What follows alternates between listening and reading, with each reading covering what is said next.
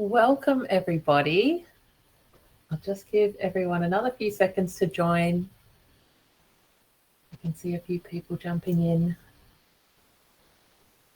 Wonderful. All right, good afternoon, everyone, and welcome to Insight PBS's Positive Pathways webinar series.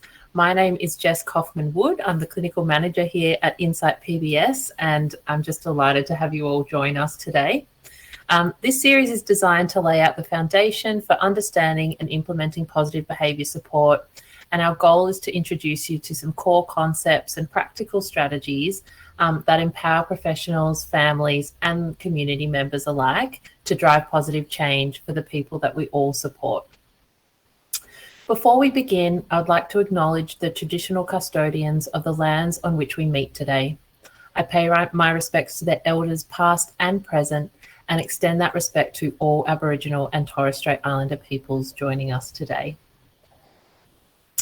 So today we're joined by Bonnie, who is one of our incredible advanced practitioners here at Insight, and she'll be presenting on strategies for managing challenging behaviours. So here's how today's session will go.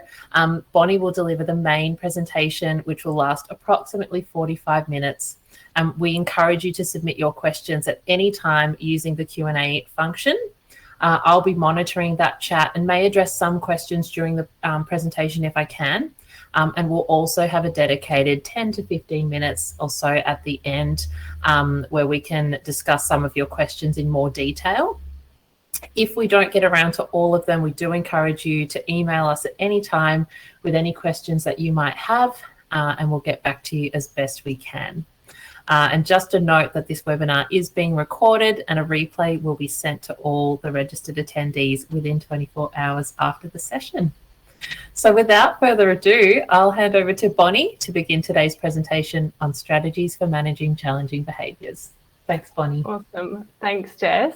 Firstly, it's so nice to be here with everyone today. We have a lot to get through and it's a lot of information, but we'll just go, one slide at a time, and there'll be lots of there'll be a recap at the end, and of course, it's recorded, so you can always review it. It's a pleasure to be here. We'll get started. So today we'll be talking about strategies for managing challenging behaviour. So we'll be looking at this with the framework of positive behaviour support. So to start off, I want to talk a little bit about neuro-affirming approaches and a little bit about neurodiversity affirming practice.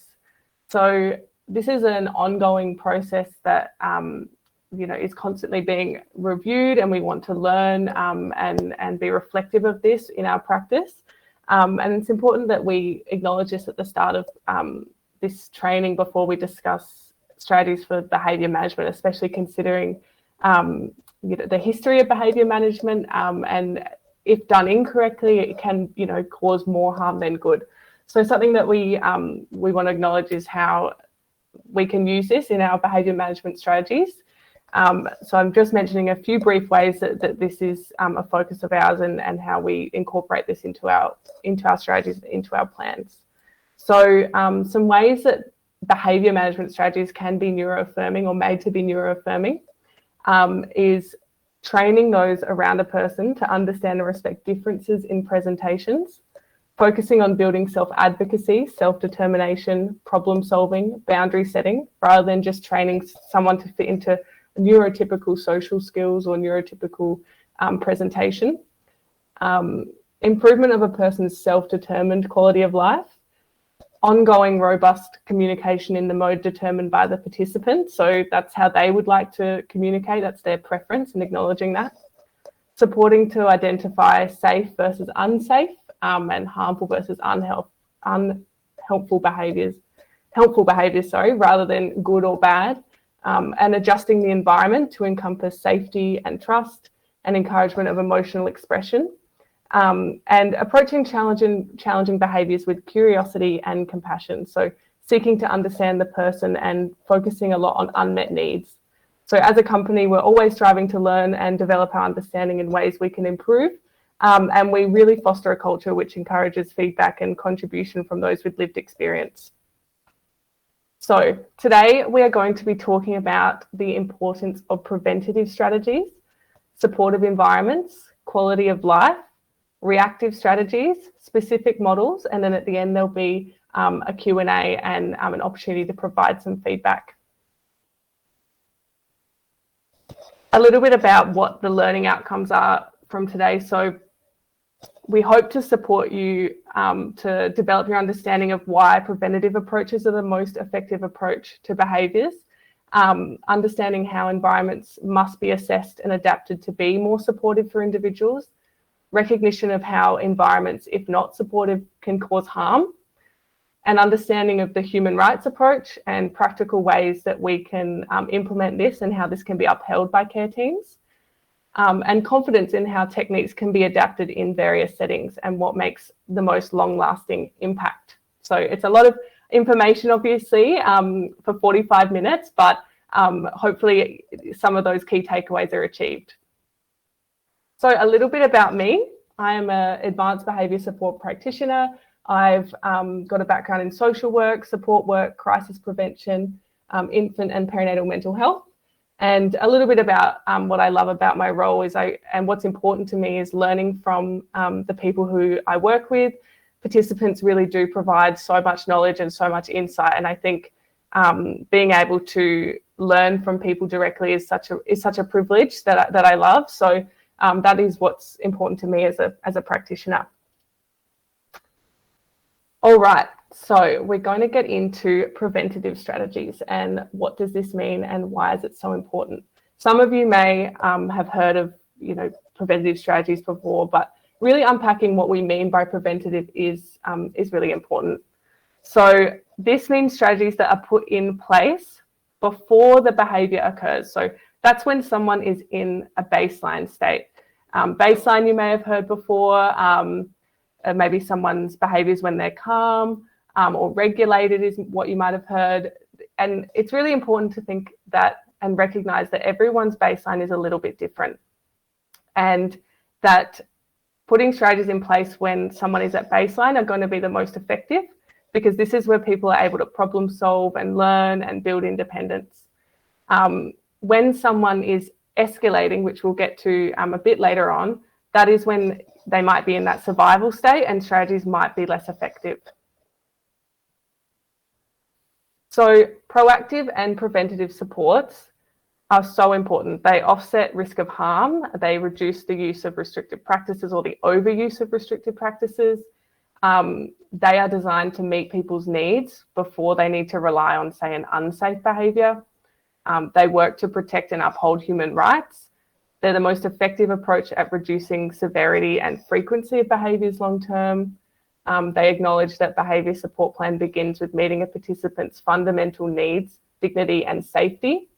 And they incorporate knowledge and acknowledge a participant's independence and capacity to learn.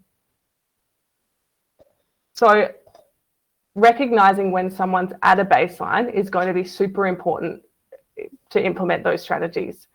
And like I said just before, it's very different for each person. So what it might look like for someone could be engaging with people.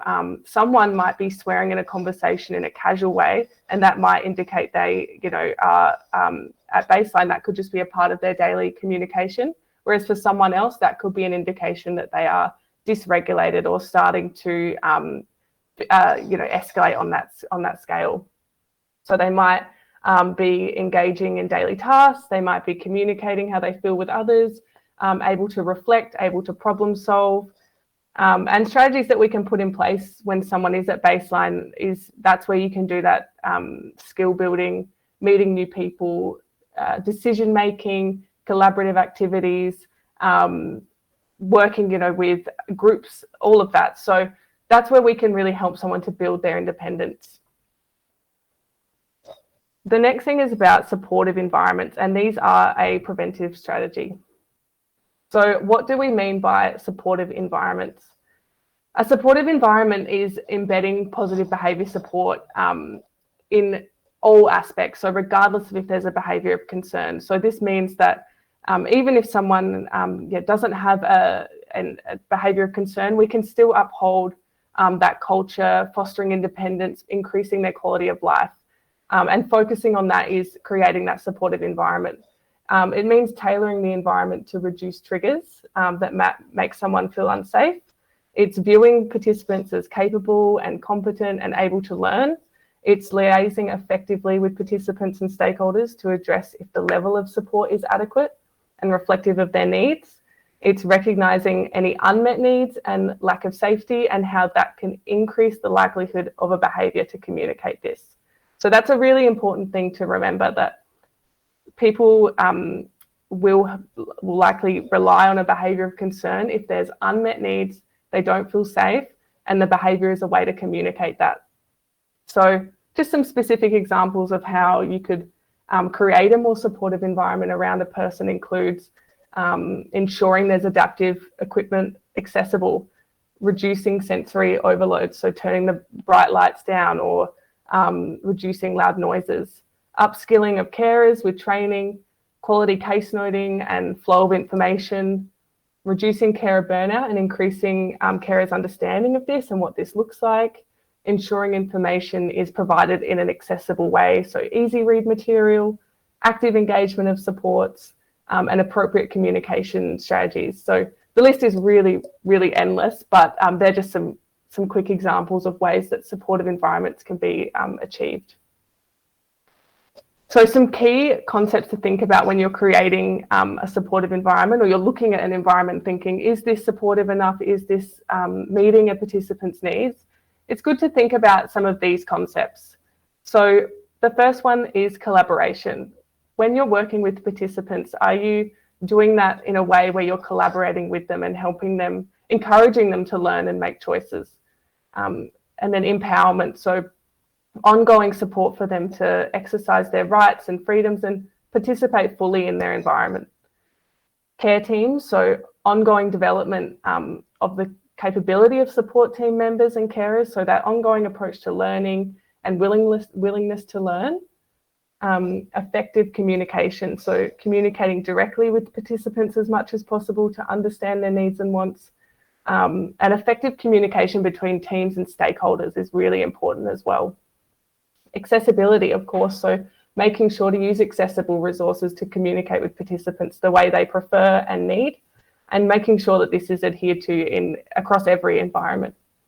And then the last key concept there is attitude, so consistently working towards safety, dignity, and person-centered care. So using reflective practice is really important, so reflecting on what went well, what didn't go well, and a real openness to learn is really important.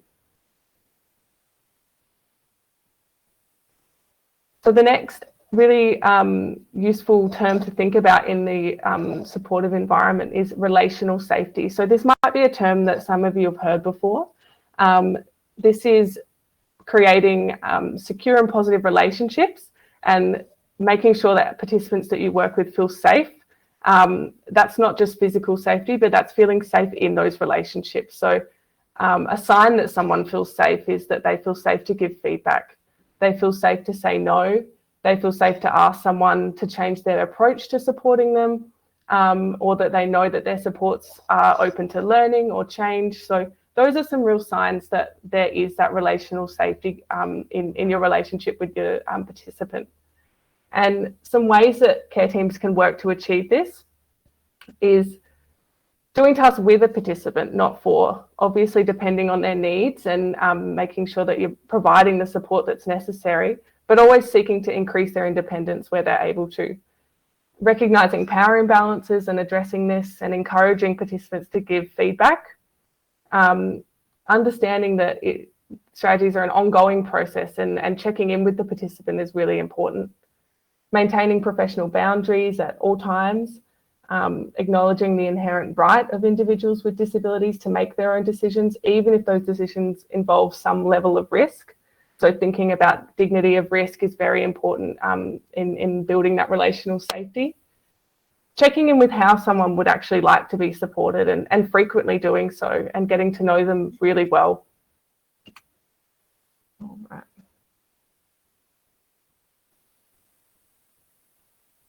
So the next one is enhancing quality of life. And I know this is a lot of information being presented, but yeah, good job for keeping up, and hopefully, yeah, any questions that you're putting in, just encouraged to put those in the Q&A with Jess. I just can't see that on my screen right now. So quality of life and enhancing this is a real focus of when we put strategies in place. So why is this important? Improving someone's quality of life through addressing unmet needs and achieving safety is at the core of reducing behaviours of concern.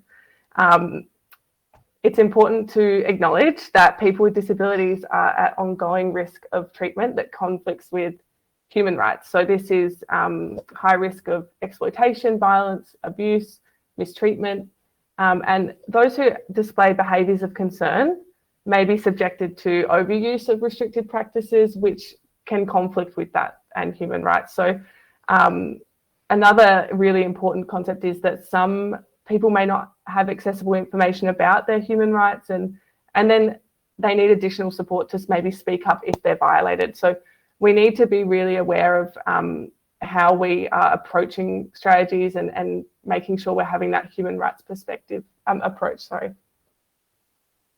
I've lost my mouse. There it is.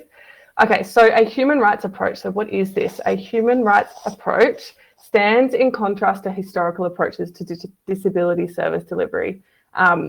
Sometimes it would have been known as the charity model, where supports were provided, where human rights were more optional, whereas the human rights approach works to promote, protect, and ensure the full and equal enjoyment of all human rights and fundamental freedoms by all persons with disabilities, and to promote respect for their inherent dignity. So service providers need to ensure that they are providing good quality and safe supports during service delivery, while also acting to promote the overall quality of life of the people they're working with. So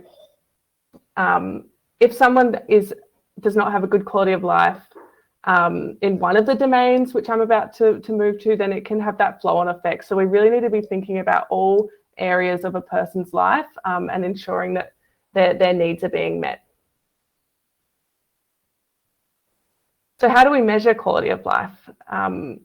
We use some very core domains to assess this, but some of the key areas that you can assess includes their interpersonal relationships, emotional well-being, social inclusion, material well-being, rights, self-determination, personal development. We use tools to assess this when we first begin working with participants, and it's an ongoing process. So it's something that we continue to check in on, and we're able to then identify areas that might be missing or needing to be, are showing lower rates of in terms of the measurements. And we can look into, okay, someone might need some support with social inclusion. How can we build strategies that are going to help that?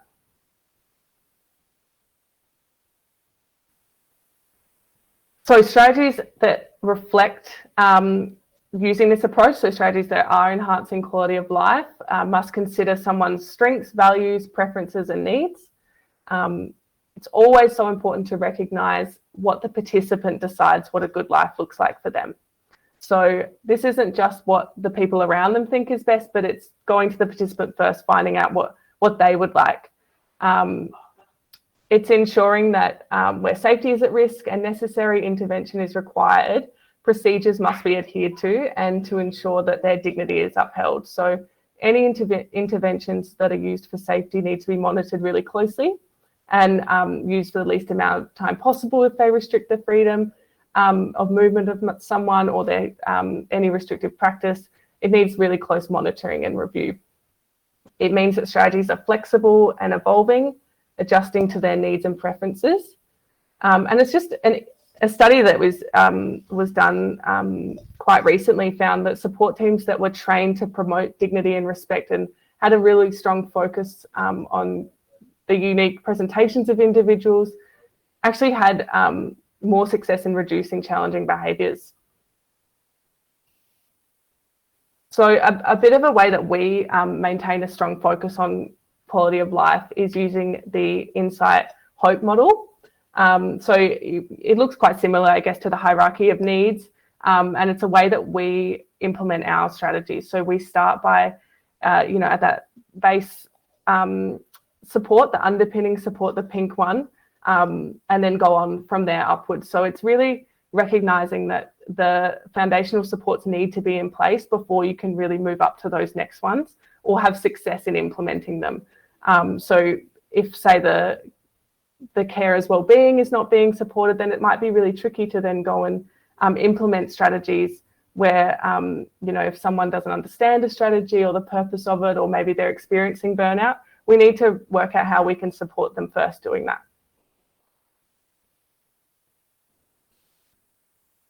All right, so the next section is about reactive strategies. So these are going to be strategies that we put in place as someone is beginning to escalate, which is the language we use if someone's becoming dysregulated or something has triggered someone to show early warning signs of a behaviour of concern, or if they are showing a behaviour of concern. So I just want to acknowledge that there is so many situations and that can occur, and they're all very different, and it's impossible for me to be able to address the nuances of each different behaviour that could occur.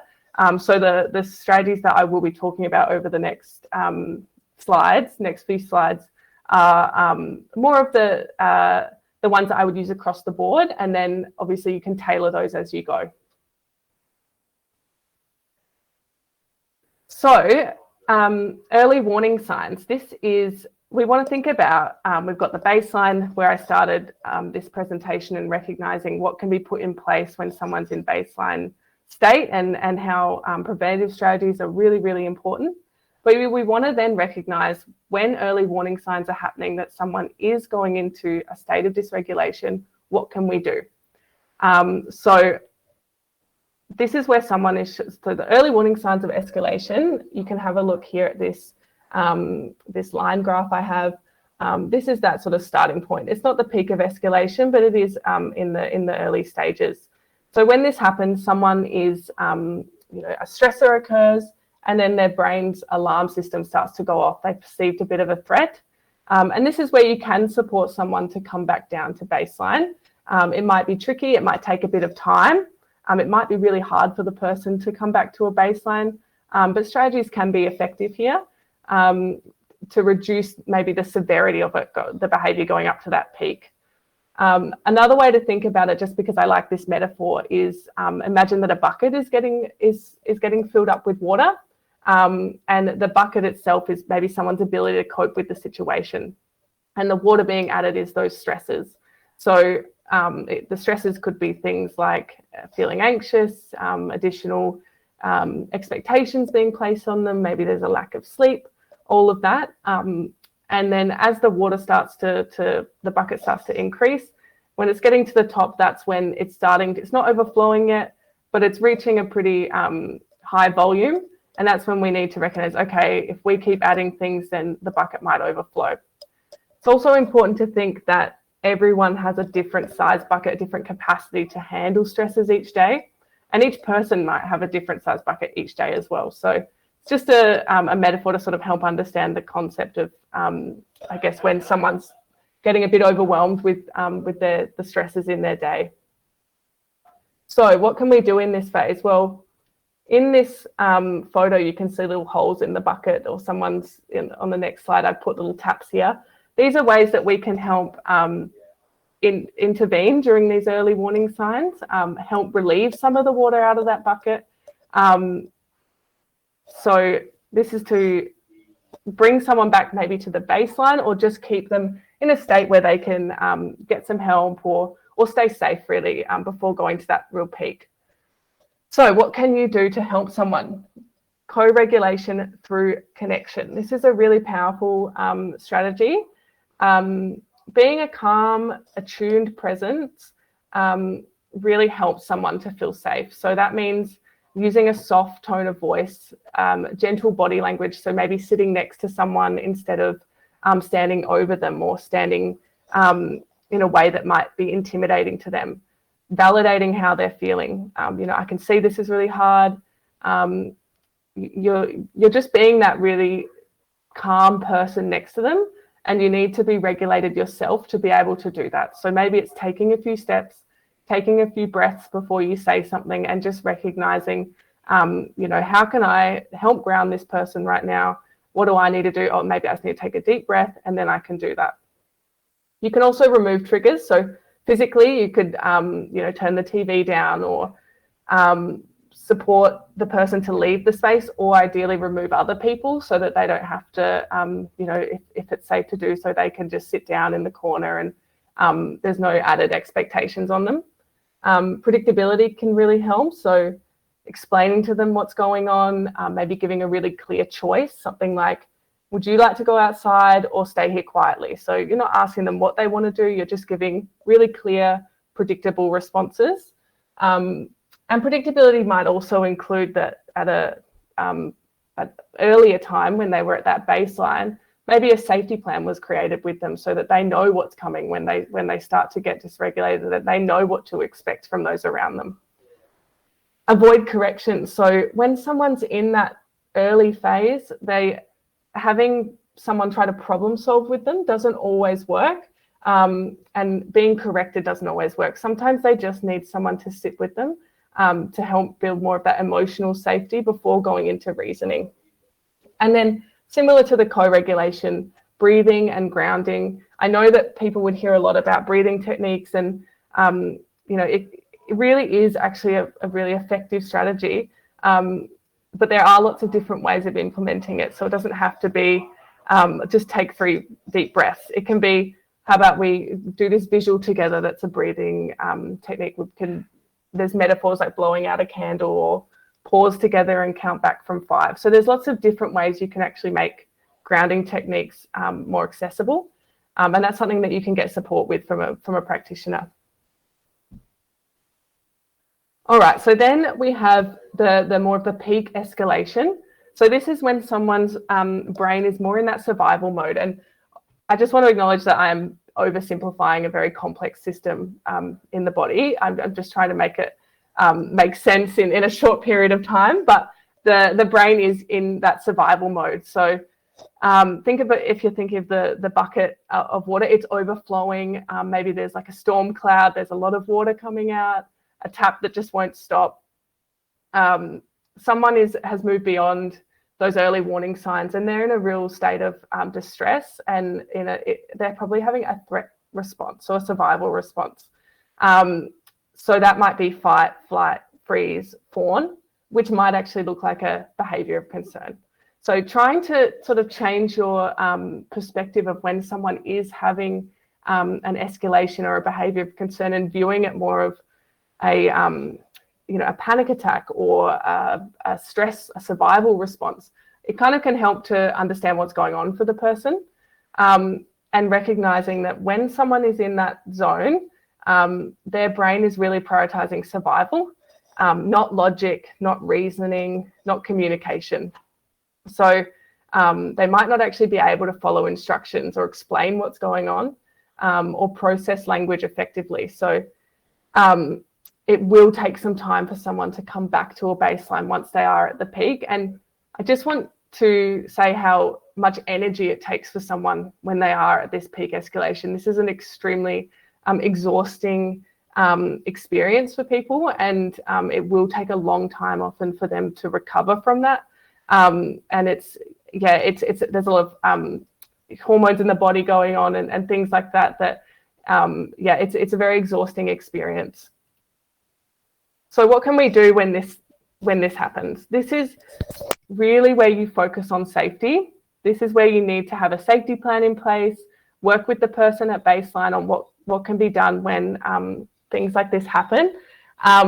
This is when you need to be thinking about the environment. What can I do to make this environment more safe for the person so that they can feel safe and start to regulate? Because until they feel safe, they probably will stay in that state of stress. So reducing the sensory input, regulating yourself, like I said before, and some of these are a bit repetitive, I know, but they're really effective strategies. So anything that's stressing the person out in the environment, try and remove it. try and make sure that anything that could add additional risk is removed as well. Make sure that you're that calm presence, that low tone of voice, slower movements, non-threatening posture, and soft facial expression. So when someone is at that peak escalation, they may be very hypervigilant, so really aware of people's minor facial expression changes, or interpreting someone's movements as more threatening than they actually are. So that's something to be really mindful of when you're in this situation. So just like the other side, the correction and the problem solving is just not going to work here. Communication itself can be overwhelming. So this is when you really need to lean on the sounds of your voice and really simple sentences that maybe are repetitive, but they're calming. Not asking them to answer a question, and giving them time to regulate on their own time. So you can let them know that you're going to be right there when they're ready to engage, letting them know what you're doing to help them, and respecting what they need in that moment. So someone is not being difficult when this is happening. They're having difficulty staying safe and staying regulated. And their brain is keeping them safe in whatever way works for them. So maybe yelling or screaming gets people away from them, and that makes them feel safe. So when you look at it with that lens, it can really help to understand how to approach it. So I'm going to go through just some really simple models that I use in a lot of the support plans that I make, and a lot of the strategies that I put forward. So these are really this is a very introductory explanation of this strategy. But I think I wanted to pick something that everyone could sort of take away with them, and hopefully if you want, you can do more research into. But if I could, give you all one piece of advice, it would be this strategy. So you may have heard of it before, the 3 R's, and then I've added on repair, which I'll talk to after. But this was created by Dr. Bruce Perry. So he is it's a trauma-informed approach to help traditionally children, but adults as well, who are overwhelmed or dysregulated. So it gives a really clear explanation of the order of steps to help someone. So if I feel like this is something people can lean on when things are starting to get stressful. Okay, let me just think. The 3 R's, the first one's regulate, the second one's relate, and the third is reason. So this is really useful for anyone who may have experienced trauma, or people who have quite limited coping skills or ability to regulate without support, and for those who have difficulty communicating what's going on with others. So really it's useful for everyone. The first step is regulate. So first, we need to make sure that we need to help someone regulate their fight, flight, freeze, collapse, or fawn response. So using safe and appropriate regulation tools. So that first one is going to be the most important, and it might take the longest. So that's something that you can't move on to that relate step until you've regulated someone. So I'm going to explain a little bit more about how this looks in the next slide, but just to summarize this image. So regulate, with making sure someone's more regulated, we're putting in tools to help them to calm down. Then we can relate, so connecting with them, usually a trusted individual is with them, but and having a trusted person is going to make this process quicker. But obviously sometimes it could be that it's, you're a new worker with someone, you don't always have that rapport. It's still really important to regulate, relate. And then after, the last step is reason. That's when you're helping someone to problem solve, understand what's happened, reflect on it, and provide some additional support. So a little bit more about this regulate step. The first one is going to take a long time. It could take half an hour, an hour. And for some people, it might be really quick and easy, like maybe someone just smiling or being a calm presence could actually help regulate them quite fast. But others might need more time, and they might need more reassurance. And relational safety, that concept that I was talking about before, is going to really help people with this step. If they feel safe with someone, if they've built rapport with them, they're going to be able to co-regulate, calm down a lot quicker.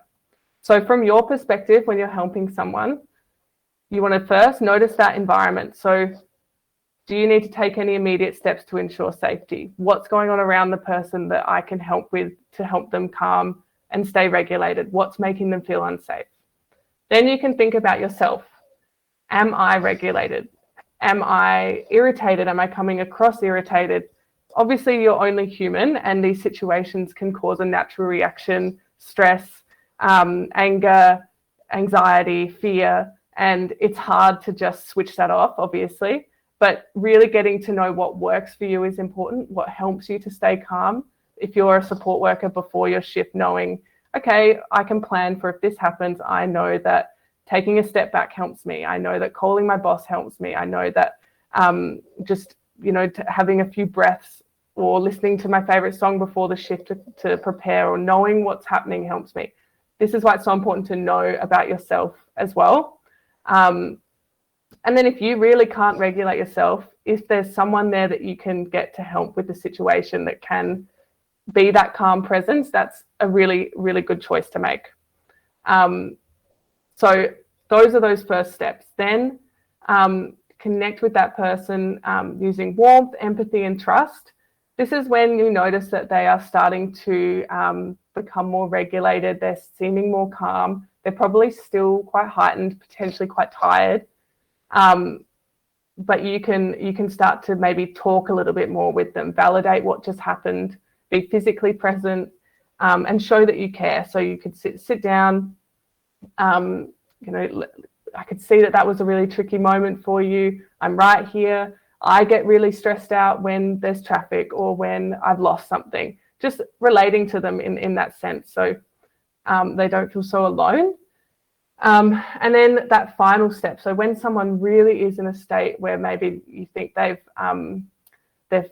basically back at baseline, maybe they're able to be they're showing signs of baseline behaviour. So maybe they're making jokes, or they're having conversation about what's coming up in the week, or they've reflected on what just happened and they're talking about themselves. That's when you can start to problem solve and talk about what happened, maybe teach them a skill, or set that boundary or expectation, and make it a real collaborative process. Okay, the last step that's not actually officially on that, but I always add, is repair. So this is so important for building relationships and building relational safety. I know I keep mentioning that word, but it is so important. So repair is what helps people to feel safe, respected, and emotionally secure. You can kind of think of repair as like emotional glue. We can't stop, those ruptures from happening, and things sometimes do just happen, but the repair is what shows people that life goes on, things are okay, and things can be fixed and solved. So after someone maybe has an incident, a behaviour of concern, we can restore that safety and connection. So it helps them to feel seen, valued, and safe, even when things went wrong. So it shows that relationships can withstand big feelings at difficult times. It models responsibility and empathy. It helps heal ruptures in trust and connection. It teaches that mistakes don't ruin relationships and they can be repaired. And it can build that emotional resilience. So ways that this might look: acknowledging what happened. So recognizing, hey, that was a really tough moment for both of us on Tuesday. I'm really sorry that I raised my voice, or I'm sorry that I didn't. If you need to say sorry for something, you can model that. Validating the person's experience. I could tell you were overwhelmed. That doesn't mean that you're validating the behavior itself. You're just validating the underlying feeling. And you're explaining, yeah, I get it. I get that, you were feeling completely out of control in that moment. What could we do next time? Is there anything you need from me? So restoring that bond as well, you could do through an activity together. It's just about, keeping the supportive relationship going and being there for someone. So in summary, Prevention is key to reducing behaviours in the long term. When someone's feeling threatened, problem solving and logical reasoning will not be effective. Regulating yourself before supporting someone is essential, and teams must focus on quality of life and upholding human rights approaches at every step of behaviour management. Perfect. That is my key points today. It's great. I feel like I just talked to everyone for a long time, but we're just going to open up the questions and answers so that we can have a bit of a discussion. And I have a feedback form there that you can just scan the QR code and fill in the prompts. And then if we don't get to specific questions today, then you are welcome to put that into the feedback form as well. Awesome. Excellent. Thank you so much, Bonnie. Fantastic presentation. I'll give people a moment to pop some questions in the chat. I can see one was asked at about the 2:30 mark, I think, from Jamie, and I'm so sorry, I'm not quite sure what that was in reference to. If you want to pop the question in the chat again with some more context, we'll be happy to answer that. One question we do have is for repair, how do we do that with participants who are non-verbal? That's a great question. Yeah, and sorry I didn't see these when I had my slides on one side.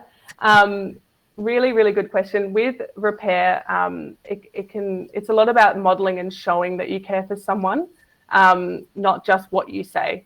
So showing up for someone after something happens, and obviously if something has happened that you need to take time for yourself, you need to do that.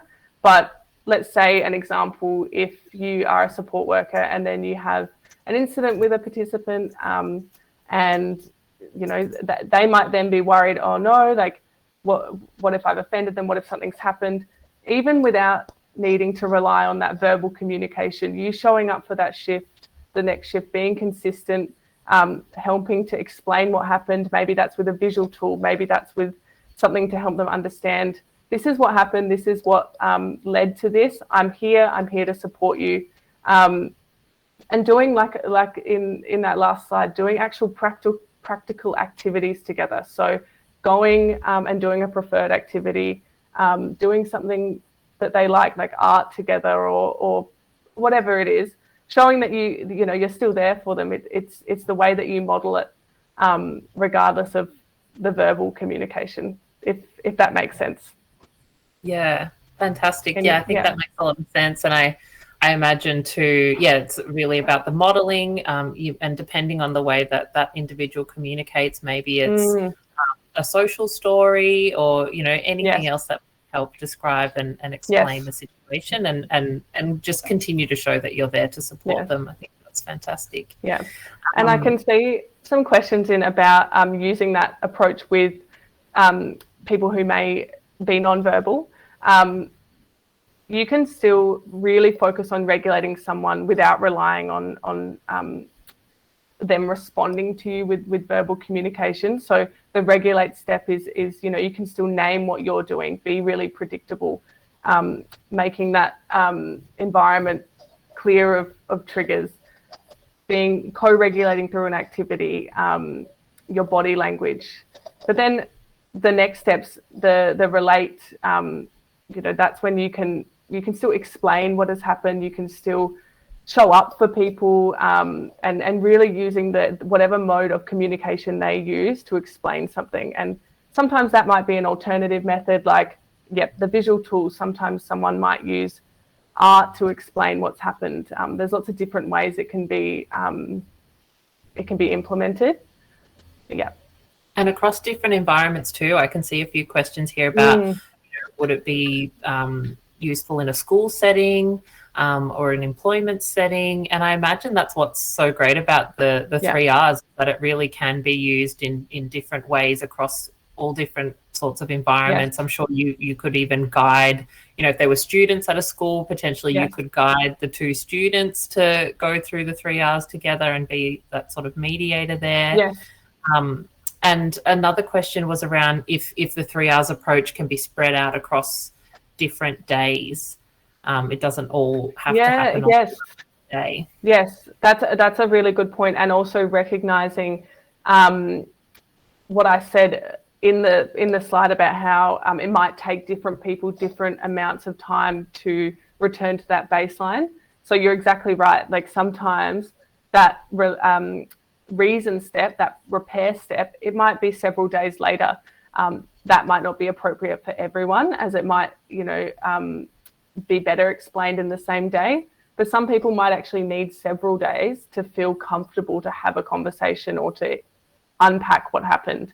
So yes, it's completely flexible for different people, and that's where getting to know the participants and the people you work with is so important in implementing those things, because then that person needs a few days, and then they like to unpack what happened. That person, they like to have it done and sorted before the end of the shift. So it's really getting to know people. But yes, really flexible, and the timelines are different for every person. Yeah, absolutely. Thank you for that. I can see another question here around for repair. How do you reach out to a child who keeps on biting or hitting his peers and avoids eye contact when an adult approaches him, despite me telling him he's not in trouble? And sometimes I even give him some space first, but he is struggling to understand the impact of his actions. I imagine for that's tricky. And I guess from that description, potentially what I'm hearing is that he's not yet at baseline, that he's not sort of in a position yet where he's kind of able to reflect and sort of repair the relationship. And I was thinking in your answer before too, Bonnie, around, because I can see these questions about children and reflecting. I imagine, for many children who maybe don't quite have, the skills yet to maybe even recognize or name the emotion that they've shown and the behavior that they've shown, the learning that, the 3 R's may potentially, and correct me if I'm wrong, might just look like helping them describe what happened. It might not be the full that you're going through every R, but it might be enough of learning to say, oh, I can see you were really angry. Or it looks to me that you were very angry then, and just describing, because they might not have even recognized that was the emotion they were feeling, or that's what they were displaying. Does that sort of fit in? Being able to help children, especially, just to put language to what happened and what's going on for them is so important. And also thinking back to, obviously I don't know this exact situation that's going on for this child and the person who's asked the question, but also thinking about needs and, they're communicating, why are they biting, what's leading to that, what environment are they in, thinking about, this is why it's quite complex, and it is hard, I guess, to put it all into 45 minutes, but definitely thinking about, the environments they're in, asking questions about, when they're at school, what does it look like when this person is at baseline, and what environment is around them that's actually helping them to achieve that. So is he biting all the time, or is he only biting in certain times of the day? And when he's not biting, why might that be? Really just getting curious about it. But the repair step doesn't have to be having someone, understanding the exact of what happened, but it's just showing to them that I'm here to help you regardless of what's going on. And it's more about keeping that connection with someone and keeping that positive relational safety, which is where people can grow and learn. Yeah. Hopefully that answers that. Yeah, thank you, Bonnie. I can see another question that's around, how do you reassure a child who escalates rapidly? And I might start a bit of an answer to this, and you can add on. Go for it. Yeah. But I think, and I think we discussed it when we were even preparing for this, presentation, around when people sort of feel like someone goes from 0 to 100, or the escalation is really rapid. It is really tricky to know and understand what sort of caused that, and it very well may be that they do go from baseline to their peak very quickly, or it might also be that they were actually at some of those other points on the curve that you were showing before, where they're sort of already feeling a bit anxious. They might not be, at peak, but they aren't at their baseline. And, for some of the, the participants, for some of the children we support, the mere fact that they're at school might be stressful for them. And, and so that they've already come not at baseline, or, whatever might be going on for them is causing them to not quite be at baseline. And therefore, when that final little straw, or that final little thing kicks off, that's when, they kind of immediately get escalated. And so to that, I might, for me, what comes to mind is how can we focus again and look back on the proactive strategies, like take a step back sometimes and look at what can we put in place really consistently in the environment to better support them, continue to be at baseline, to hopefully avoid that escalation into the peak. So that they are being reassured, so there is, predictability in their environment, that there's safety and all of those sorts of things, because it can be really unseen. We might not even really be able to see what exactly it is that's stressing them out. And so to us, it looks like a very rapid escalation, but it could be that they weren't very calm in the first place. So, sort of my perspective, but and I think stresses and triggers and things can be so different for everyone, of course, but they can also accumulate. Like someone, getting the wrong lunchbox at school or not getting the right snack might be maybe just one little stressor. But then if you put in, maybe they were late to school and then they are wearing the wrong socks, and a teacher might have got in trouble for something, like just all of those little things snowball. And then it's like at the end of the day, one statement or one thing sets someone off and they seem to go from 0 to 100, but it's because there's lots of different, I guess, like puzzle pieces throughout the day that you might not have known about or seen. So that's why it's can be hard to know exactly what's been going on, but that's why recognizing all of those little things in an environment leading to that eventual potential incident is what we need to be looking out for. Yeah, fantastic. Thanks, Bonnie. I can see a couple of others in the chat. Feel free to have a look through yourself and see if there are any that we can answer. There are lots. There we go. What have we got next? What if the trigger is a child is frustrated with themselves and their emotions escalate? Everything is no, even though we move through the process non-verbally to support and help them, and they can calm, and then they calm and doesn't want to talk about it afterwards. Do we just not talk about it? Trigger is child is frustrated with themselves. I think that sometimes having conversations about emotions and what's happened can be so overwhelming for someone, especially a child that might be, feeling a bunch of different things. Maybe they feel embarrassed or shame, or they don't have the words to explain what happened. So going through it might not be practical, and it means meeting the child where they're at. So meeting them what works for them. So if that means, you don't talk about it in detail, but maybe you do a proactive check-in, really adapting. I'm just thinking about ways to address that. I just wanted to highlight how, it can be very, very confronting for children to sometimes have to reflect. And especially if it's, when they're having an escalation, they're out of control. They're not meaning to do that. So when you have maybe a conversation after to unpack it, the focus is more on just explaining what happened, helping to just give, even like Jess said earlier, a word to the emotion that might have happened in a really casual way. It doesn't have to be like let's sit down and talk about this, but maybe it's having a whole family approach. Like everyone does a bit of a check-in at the end of the day with an emotion wheel, and they talk about the emotions in that way.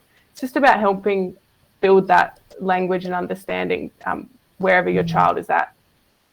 Yeah, and this is where, with things like this, and, it is difficult, because this is where we would probably get into more of an individualized approach, if we were working with that particular child. And so, it could be any number of thing that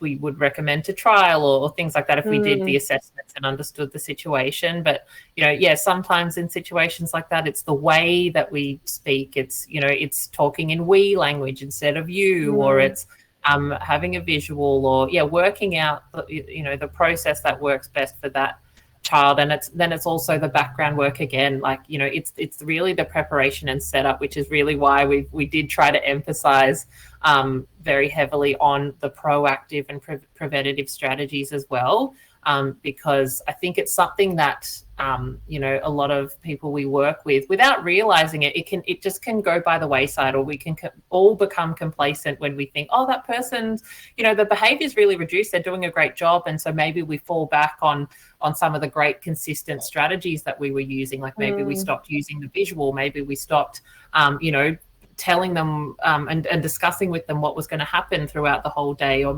things like that we were doing that were working well. We might think, we don't need to use those visuals or that communication, format.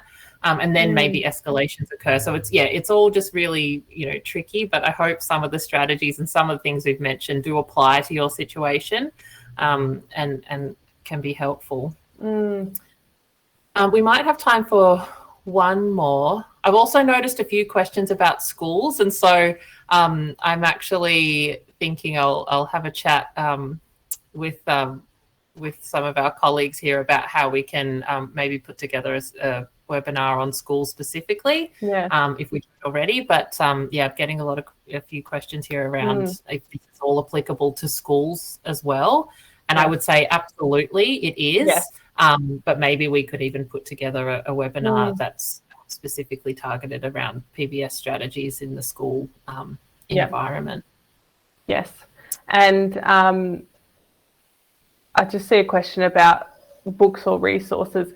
I do recommend reviewing the Bruce Perry's information online. If you just look up his name, there's a huge amount on there, as well as the Whole Brain Child by I just had a mental blank of his name, but talking. Yes, we could also put some resources together. I was saying to a couple of people in the chat who have asked for maybe a handout. Sorry, did you remember it? Yes, it's Dan Siegel. I just forgot. Oh, there you go. Yeah. Some people in the chat who, maybe we could put together a little handout after this that can go along with the recording of the session as well. I think there's. Are there any? Oh, good. So yes, that would be good. I can see there's a question about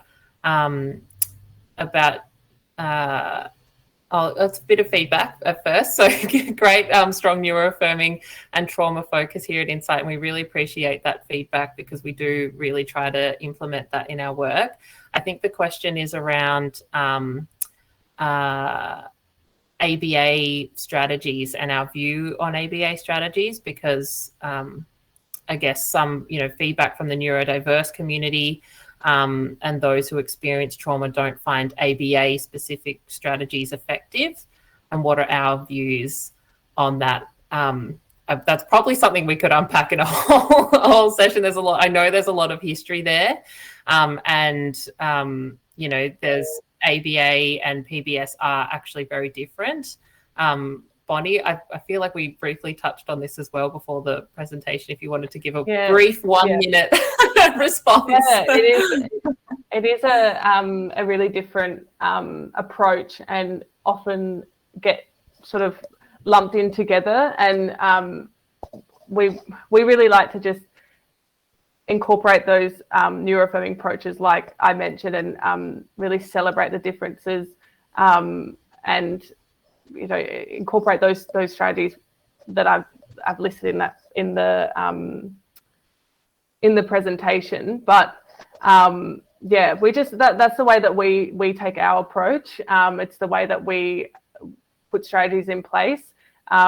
We're wanting to constantly learn. We have lots of people with lived experience involved in our team and learning from them. So yeah, it's more just, I guess, focusing on that's the way that we approach our work, and very open to learning and feedback wherever we can. Yeah, and I think in all disciplines, it's very dependent on how it's delivered, and and the approach of the practitioner who's delivering it. In any field, in anything. So I know there is a bit of history there about ABA, and I think it's very heavily dependent on the approach that's taken. And I absolutely understand that it in the past it may very well have not been delivered in the most neuro-affirming way possible, and so hence why we're very much focused on in our PBS practice, which is different. That we're incorporating that and best supporting the communities that we're delivering services to. All right, I can see we're at time. If anybody had any additional questions, please feel free to email us. The recording will be available in the next 24 hours. We'll work on a little handout that we can send, but thank you all again for joining us today. We hope you found it helpful, and a huge thank you again to you, Bonnie, for a fantastic presentation. Thank you all, and I hope you all have a wonderful afternoon. Bye. Thanks, everyone. See you later.